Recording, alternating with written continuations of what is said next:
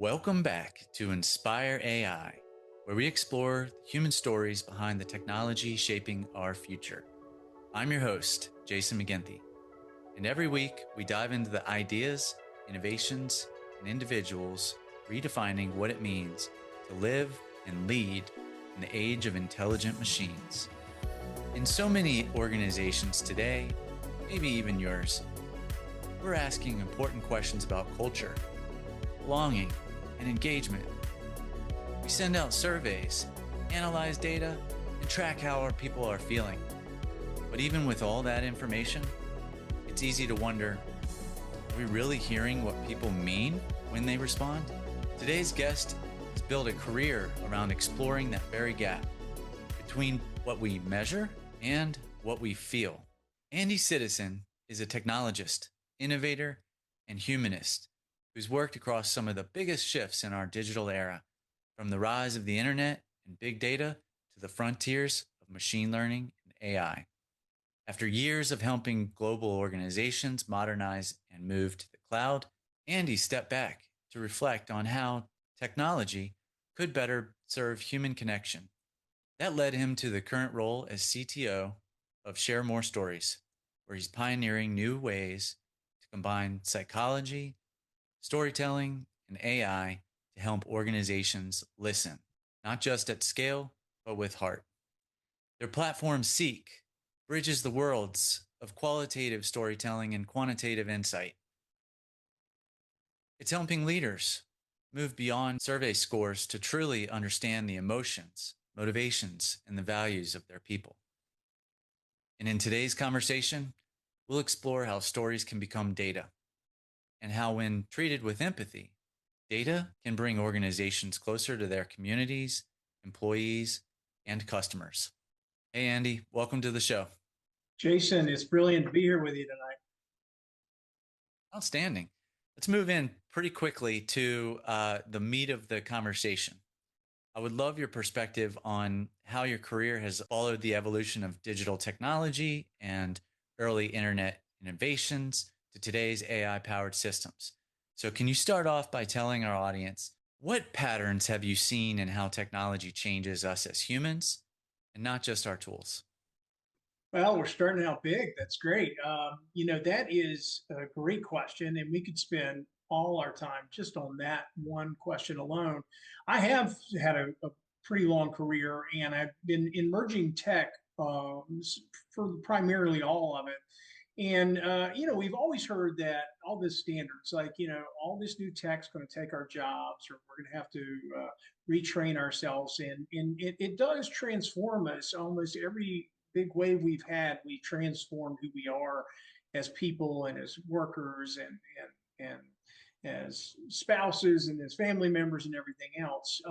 I don't think it takes as many jobs as everybody worries about, but it is becoming really interesting right now because it's becoming less about the bits and the bytes and more about the digital content, right? Like, content is becoming so important, and it is so immense and deep around us. And that content is not only becoming our companion and sometimes our entertainment and everything, but it's actually becoming our reality in a lot of ways. So I think one of the major things we have to think about right now is how do we establish human agency in that process as we go into the next few waves of how technologies will evolve us? Indeed, yeah, that sounds absolutely right to me. So with your extensive background, I know that you described in 2016 a sabbatical about a moment that you needed to step back from the digital noise. What did you learn about how we can thrive, not just survive, in this hyper-connected world? It's a great question. And I had the opportunity to take a little time off. I had a great resume, had a great career, and it gave me the chance to realize I didn't actually want to be the person I was. And so I did a little reinvention. I went a little crazy. I actually looked at mass nutrition and looked at things like protein per acre, cows to crickets. And I actually spent a fair amount of time trying to figure out how many crickets you could actually grow on an acre of land. But I also realized pretty quickly in the process that it was, if I was going to be valuable, it's going to be back around what I'd spent a lot of time around. That was the intersection where humans meet digital. And I really wanted to understand where we took that forward. And in this world right now, it's become a really important thing to focus on because humans are an intermix, a cocktail with digital today. And you think about like, Taylor Swift, Kendrick Lamar, we have all these influencers. It's like sometimes it's hard to tell where the tech and where the human begins. So it's a really fun time to be in that space. Hmm. Love those examples. So there are definitely many organizations that rely on anonymous surveys, mine as well. And engagement data. We want to understand our company's culture, our team, what our team values the most. But you've built a platform that listens in a completely different way through long form stories. What inspired your company to take that path? That's interesting. It's and I want to be clear. NPS matters, right? Like what people are doing matters. There's nothing wrong with the approaches we've taken, but what we found is that and most of our customers are in a place where they're like, we feel like we're still missing something. We're not making the connection we want to have. And we'll talk about that, I'm sure, as we go forward. But first, let me answer your question about stories and why stories matter. Well, what's neat about stories, we just talked about all this emerging evolution of tech and digital content. Stories are actually the opposite direction. They're primitive. They take us back to our earliest spots. I'd like to say it takes us back to our brainstem, back to our lizard brain, right? And allows us to connect it in a much more simple way that is also deeply felt by almost every human, if not all. And, think about campfires, think about Mark Twain, think about any version of a story you want to. There's this unique and heartfelt connection that we have with it. We also are different people when we tell the story. If you ask me to write about, this hammer I bought that the handle broke on, online system, and I'm ranting about it, or if I'm doing a survey at work and I'm not really sure if it's anonymous, all these things kind of come in and impact that content sometimes, right? But a story, if you tell a story for, say 3 pages, and we prompted you to ask about something that is kind of relevant and probably something you care about. Maybe it's about your kids or your dad or first time you went fishing or whatever that story's about. By the time you type that out, you're going back into your memory. You're reminding yourself what that story is. And you might not actually have it exactly the way it happened, but for you, it's your memory of that story and it matters to you the way you tell it. And you bring that forward. And when you tell that story, what we find is most of our customers are like, wow, I didn't know I needed to tell that story. I'm so glad you pulled it out of me. And they get therapy from it. Like it was a kind of an unintended win as part of our strategy. Is our participants tend to get a lot of value out of creating a voice for a memory that they haven't talked about in a while. So stories matter in a lot of ways, but those are some of the core. Yeah, this is a bit of an aside question. How do you bridge a personal story like that into what the company is looking for that supports that particular associate or the organization in and of itself?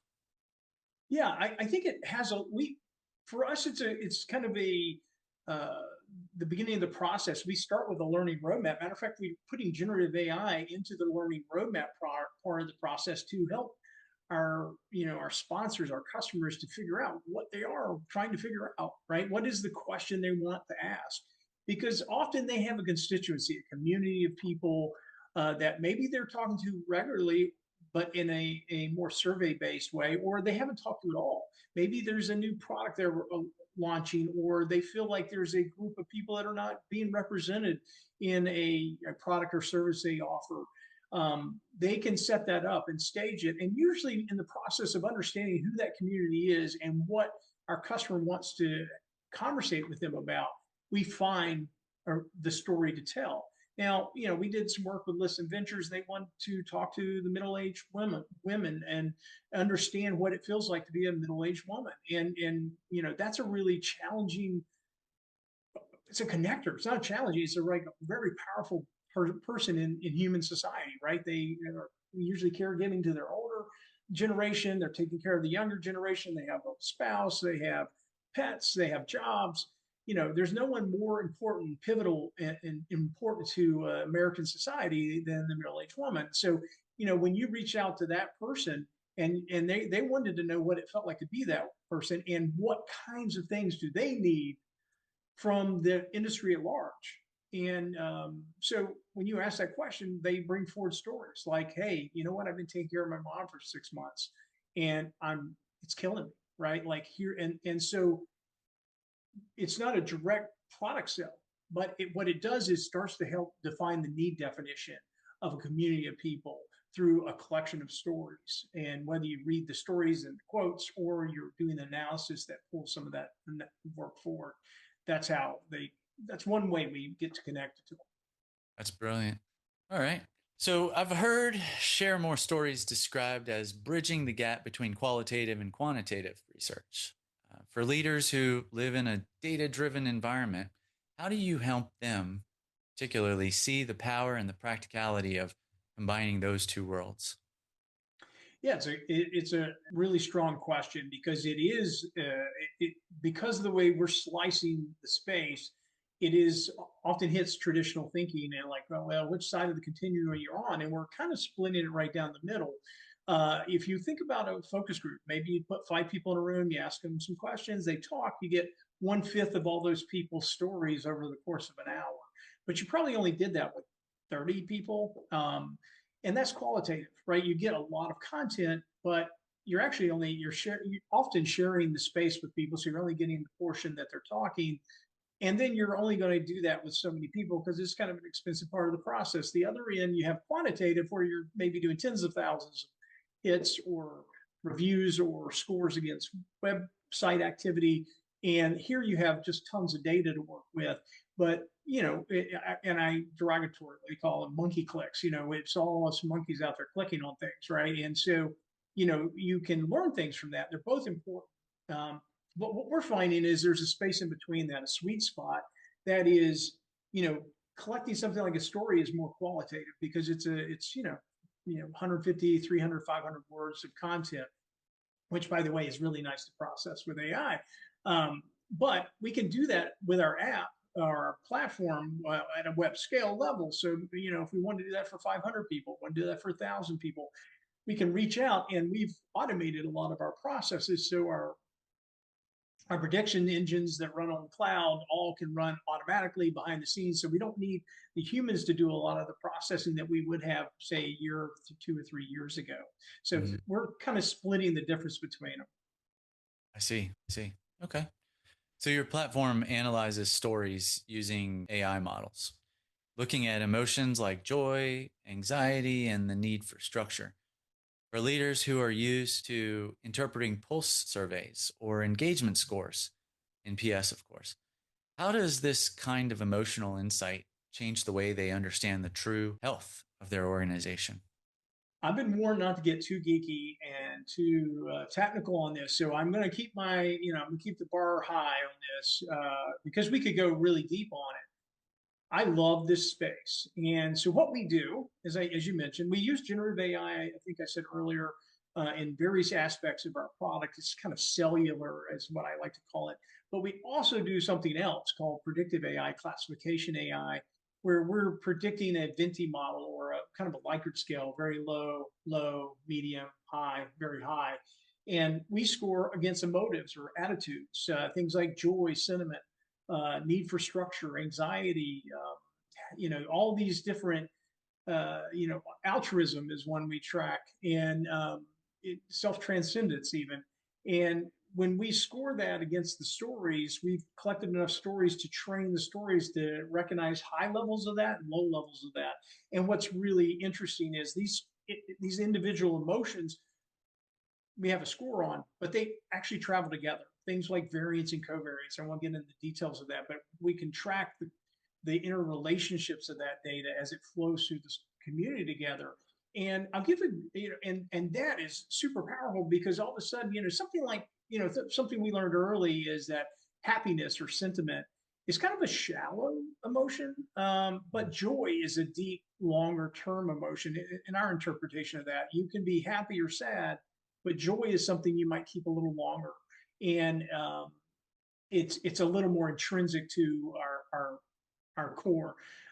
Take my interpretation as you like, but that's one of the things we pull from our work. And another great example is I'll talk about the YMCA for a second.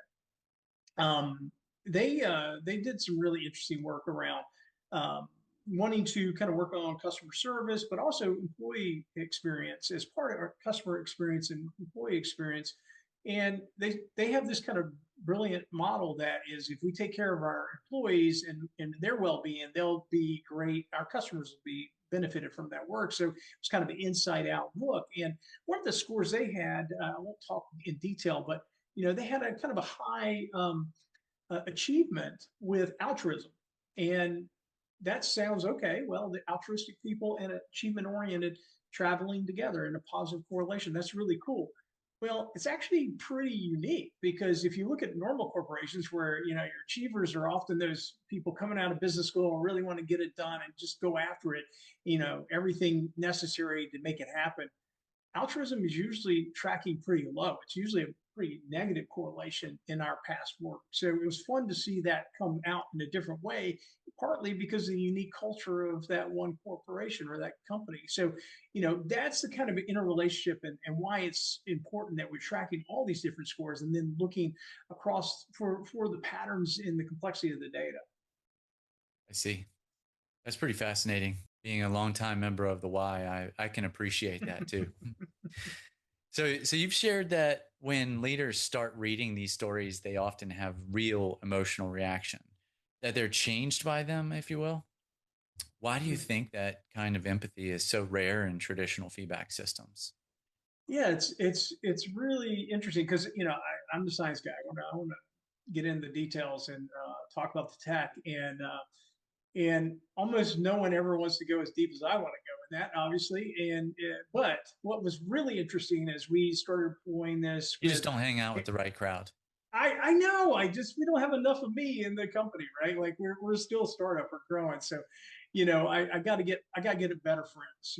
We'll go with that. Um, but what we learned is we started rolling out the web app. We started to scale at bigger levels and really getting some interesting customers. And almost every one of those customers, one or two of the people we talk to will start collecting stories. It'll be a couple weeks in. It's just starting to happen. Maybe we send over a little quip here, or they'll peek in and look at a sample, and they'll be profoundly moved. They'll be like, "Oh my gosh, this is a story," and we're like, "Yeah, that's what we do, is stories."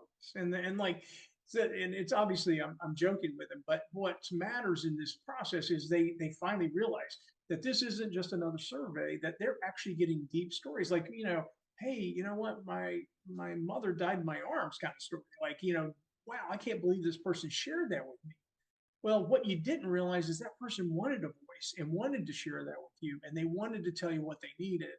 And so, as this is where the aha is for a lot of our customers. It's not at the analysis phase, but when they start seeing the stories come in, they start realizing, I've never had this data before. I've never known this customer or constituent the way I'm going to know them now. And that's profound. And it's a great thing to be part of. Yeah, I agree. And something resonated with me there is I feel like people have so much more to share than what you can get out of a survey, and they want to share it. They they feel like they're, by sharing that, maybe their life can improve, their work situation can improve, their leadership can see the world through their eyes for a moment. I think that's really profound. The value I would say, like, you're pulling from there. Yeah, and I'm going to hook on that for a second and say Do it. that our customers our customers are getting that value, but our participants are also getting that value. As you Yep. mentioned, they get voice and often things that they would love to share their voice with, and they love the idea that this customer, that they buy or use or somehow related to, cares to know what they have to say. So it's a win-win kind of model. Like, just the sheer fact that you asked already has changed the perspective of your brand, which is really cool. 100%. Yeah. Yeah, it builds trust like immediately when you're asking them for their insights and looking to share their perspectives of the world in ways that you can't get from a survey. Yeah, I agree. Yeah. So tell me a little bit about your environmental work. I Oh, think the okay. ghost pots effort, where tech meets purpose. I think that's a fascinating story. Can you share it with us? Yeah. Well, I will try to keep it in a digest form. It's partly redemption for me traveling too much, and I missed recycles for I think it was 6 years because I was never home on a Wednesday. Like I was in a plane so much for so long in my life. In 20 years or so, I was all over the globe, and so part of that I realized once I took the sabbatical was I just wasn't invested enough and it mattered to my health, but it also mattered to my community. And that's one thing I would tell everybody to make sure you do is use your feet, get out, meet people. But we'll come back to that. Um, Ghost spots. We have the luxury to have a place down off the Chesapeake, and I wanted looking for ways to get back. I joined the board down there that has been kind of working on the fishery and the shorelines, and I wanted to give back, and we had this opportunity to do ghost spots with VIMS, and NOAA had a program that they had put together, um, and it was intriguing because just Can you some explain basic stat. to our audience Yeah, what ghost pots yeah. are? Yeah. Ghost spots. Well, you know what a ghost pot. Ghost pot is a crab pot that has been one of two. We call ghost pots one of two types. Abandoned pots, a pot that got, let's say, a pot floated away and the crabber lost track. Sometimes called watermen and crabber, same person. In my vernacular, but it might have gotten lost, or they forgot it, or somehow it fell out of their path, and it might sit there for 3 years with a float sitting on it, or even worse, something cut the line, broke the line, pulled the float down with grasses or whatever, but the float left the top of the water, and now this pot is sitting on the floor of the water, say 10, 12 feet underwater, maybe even more, just sitting there catching, killing, catching, and killing, because every time you catch and kill, it becomes bait for the next one. And Yeah. so that's a derelict crab pot is what a ghost pot is for us. And the basic stats are there's 33 million of revenue lost associated with this each year. There's about 3 million that die in these pots, 6 Hmm. million caught. That don't just catch crabs, they catch turtles and fish and baby otters. Luckily, I've never run into that one, but there's all sorts of things that can get trapped in these birds, and yeah, they're just not good. They're not good for the fishery, and it's not good for the crabbers. Crabbers Right. spend about $60 a pot, and so it's like 6 grand in lost pots each year. That's not counting the catch that's in those pots that they lose. Now, I'm giving you one little bit, and I'll stop again. But the uh, the the the problem is because the regulatory requirements of all this, we can't pull pots with the permit from but January to March 15th, which is when there is no crab season. The rest of it's mostly crab season. So, we're only allowed to pull them when they're off. They're not sitting out there with floats, which is kind of silly because these are all on the bottom without floats. But that's the current regulations, and so that's what we did last year. That's what we'll do this year. We went from one team last year to three teams this year, and we're pulling pots off the bottom in 30-degree weather and 36-degree water temperatures and 20-mile-an-hour winds. So it's rigorous.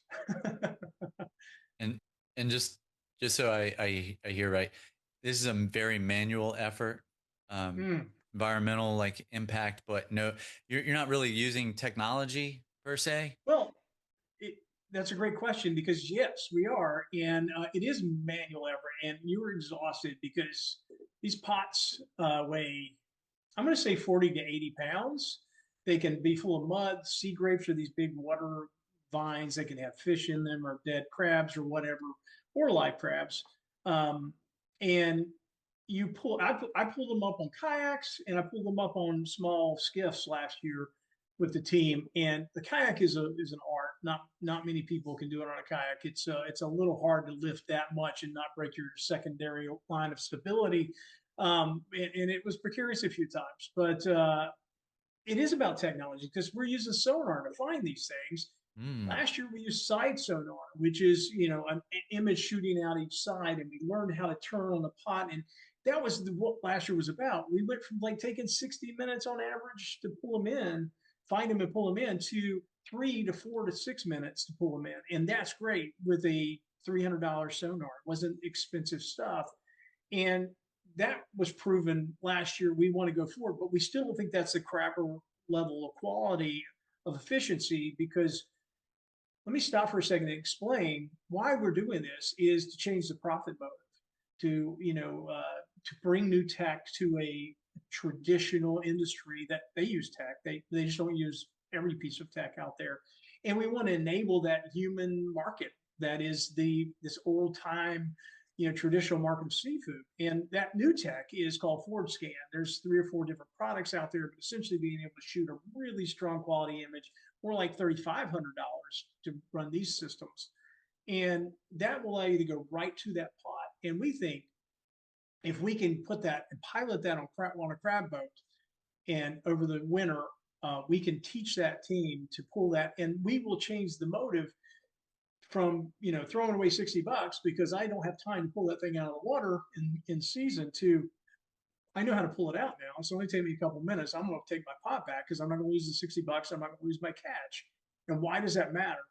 It matters because now that pot's not sitting in the water for 300 days until we can pull it again if it's lost. And you don't kill anything probably in the process. If it's 2 or 3 days after it was lost, that crabber can get it back out, keep her seafood, and move forward to the next one. So we want to revitalize the industry doing this, showing them that technology can do this, showing them that there is a profit motive. They know there's a profit motive. We just want to get within the magical equation to make that the right profit motive and efficiency process that they will enable themselves to do. And, we think we get 1 or 2 doing this. We can get, 5, and then we can get 10 or 50 and keep going from there. And all of a sudden, the problem that is ghost pots starts to go away. No more ghost pots. Dream of the Well, day. probably 1 or 2. I got to have something to do. Well, you'll find a different issue to work on. Yeah, well, I started looking around because you can't fish in the winter. There's no fish, so you're out there. You got to do something. So yeah, ghost spots it is. So what did you learn about community impact, whether that's through conservation or corporate storytelling, that you think business and tech leaders might overlook about their people, their teams, and their values? That's a great question. And I started answering it 3 times while you're talking. I was so excited about it. The answer is trust matters. And, we learned this at Share More Stories. Trust. To get authentic stories from people, we have to establish trust. And so, in our corporate world, that's really important. But it's also important into this industry because the answers are there. It's not hard to see a potential solution. But if you take the equations of economy, regulatory, and political infighting that's happened for 100 years between different organizations, no one's at fault, but everybody's part of it, and that no one trusts anybody. So that's why we have to pull them out of the water in the winter, even because it's someone's property. Well, if it doesn't have a float, it's at the bottom of the river, and they're not pulling them up. It's nobody's property, in my view. Don't quote me on that, but those are the kind. So we're working within a less than optimal model until you start bringing people together, and that's why this hasn't been about let's force more regulation on you. Let's actually make you more money.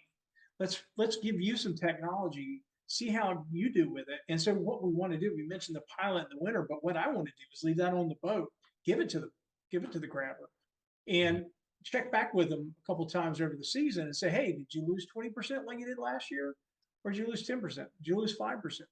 How did it change your, did you use it? You didn't? Okay, well, it was kind of a waste. Or, did I impact your business? Did I impact your family's livelihood and your livelihood in the process? And again, we talked about win-wins a minute ago. I think it's a win-win. If you approach this the right way, we can get everybody on board behind a good idea. And so we're just trying to right now prove that this is truly a good idea.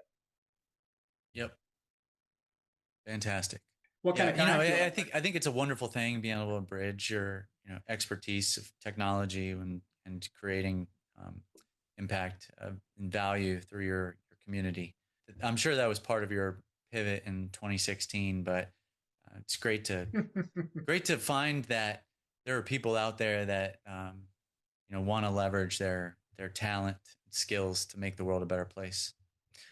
People always care, and it's just and I think that's a big thing about technology is we got to keep and we got to remember that I haven't said it yet. I expect to say it a couple of times, but like I'm constantly in the opinion that we need to red and blue pill ourselves, right?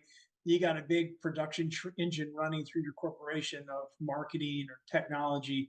Red and blue it every which pill are you taking? Step outside, get organic for a minute, look back at it, and then get back in, right? Like we have to connect, and this is one of the ways I find really good way to connect. And everybody at the table has really good intentions. So it's just about making sure everybody understands. Yep. Yeah, absolutely. Communication. So thinking about bringing us back to how AI integrates with every aspect of work, what what advice would you give leaders who want to use the tools to deepen empathy and not just efficiency? Yeah, I think it's getting easier to do business. If you think about capitalism in general, you go back to financial banks of 1900s or railroads or what it took to manufacture the first major iron ship. Those things were really that was all we could focus on at some point in the past. But now, those are easier aspects of our business. They're still serious. I'm not downplaying the value and the effort that goes into that, but we've found time to do other things within corporations. And so capitalism in a way has almost become too easy. And I don't want to kick off a provocative thought there, but it's easier to globally connect and get out and create a revenue streams associated with that. So as we do that, because it's easier, we have to be careful with the technology. It's like I started this with about human agency. I think we have to really consider the individual in this as we go forward, not only because we should care that they're our constituent, our customer, and so forth, but some level of societal health and well-being is important that we keep going in that direction. So the astronaut Garen said something recently that I really loved, and that was that he was flying around the space station. He's like, he looked down at this fragile marble, and he's like, I kind of flipped on what I used to think, and now I think it's planet, society, economy. And I really like the sentiment of his saying there, in that we have to worry about the planet. There's all the data centers are throwing in with AI right now. What does that do? And I spoke at a resiliency conference about AI about a month ago, and man, I got a real good talking to about all the resiliency issues associated with AI, and well, thoughtfully so, right? And so, but we have to think of that. We have to think about how humans play out in this whole thing.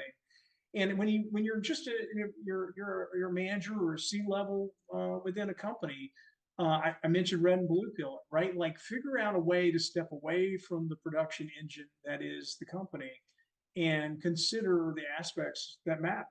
What matters, what humans matter in that mix. How do you bring them into the story? How do you know what they care about? What do they need from you? I like to say, it's not the question the answers to the questions we ask, but to learn the question we should have asked you in the first place.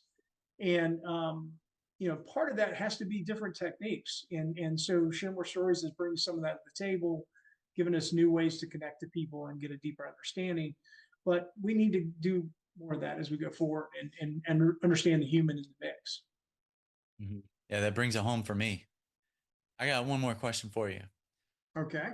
So what's next for Share More Stories? And what gives you hope about the future of human connection in this increasingly digital world?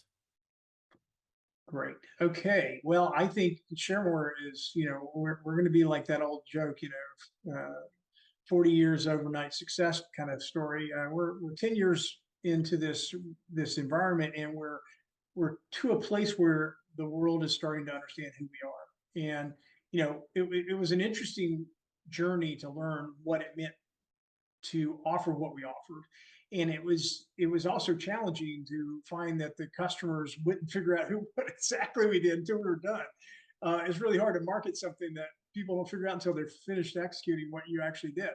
The good news is they were all happy, but so we are now seeing, chief experience officers. We're seeing CMOs really start to prioritize this type of thinking in partly because of the maturation of marketing today. We've done a lot of the other stuff. We've figured it out. We've got strategies. So how do we go next? What's the next step? And we believe what we're doing is in the trend of what is the next step. So we hope to ride that wave and enjoy that experience. What's next in the future of technology? I hope you see a lot of COVID brought a lot of nature connection for individuals. I'm seeing a lot of kind of alternative programs where people are doing community walks and doing local library activities, and I hope to see that kind of make its way into technology. I'd like to see us, what's the analog in a little bit, right? Like as we go more and more digital, how does analog become, we become fandoms of analog. You saw LPs came back and so forth. I think we're going to just see more and more of that, where people are reconnecting with aspects of humanity that are maybe not efficient or most optimal in the current tech realm that we're in, but because they speak to them in other ways. And so, yeah, I think we're in a weird, interesting, I said weird and I mean it, but interesting period of our existence. And it's really, I feel like in pivotal, I think we have the opportunity to be the Jetsons or Terminator, right? And so I think we all want to ride the wave and be a little more like George. So, I think we have to consider that and all the aspects of what that means. Yeah, I love the Jetsons. It's Absolutely. a future that I wouldn't mind living in, as long as the Earth can thrive, right? And we haven't destroyed it by then and have to live in the upper atmosphere because the ground isn't any good or anything crazy like that. Yeah, well, no one really knows what the Jetsons ground looks like. I mean, come on. They don't. There's a origin story that, would be really good video. I think they should bring back the Jetsons, honestly, with all these great graphics they got. Yeah, I mean, there was somebody that did some mock-ups. It was like generative AI, little shorts of old 50s, Popeye, Jetsons, and they're actually pretty cool. I wormholed them or rabbit holed them for a little bit one time. So yeah, we have mainstreamed yet. I have to check that out. So, a surprise question that I like to ask all of my guests on the show is, if you had a superpower, what would it be and why? I'm trying not to be boring. I was going to say strength and invincibility, because I kind of live that way, even though I'm probably not either. But I like to, I have a motto that says, my life or my wife will kill me eventually, right? Because that's the way I like to live. But I actually would prefer, and this seems almost campy, but I prefer to better understand people. And it literally has nothing to do with backshot. We just podcasted all about that. But I would love to interpret people better. I am left-handed, ADHD, cognitive divergent. I'm a weird dude, and I live in a fun world, but I am also not connected with people. So I guess my superpower would be to appreciate everyone for the place that they are. And I'm gonna stop there. I'm just gonna let it ride. That's beautiful, man. Hey, there's no wrong answer there. So I'll just go ahead and wrap it up for us today. When I think about anonymous surveys, they of course give us a snapshot of what's going on in the health of the organization. But stories, they give us a mirror. They show us not just where we are, but who we are. And maybe that's what every great leader needs to understand first. So Andy, thank you so much for joining us today on Inspire AI. It's been a pleasure. Your work is a powerful reminder that beyond every data point is a human story, and that listening deeply might be the most transformative technology of all. So thank you. Thank you.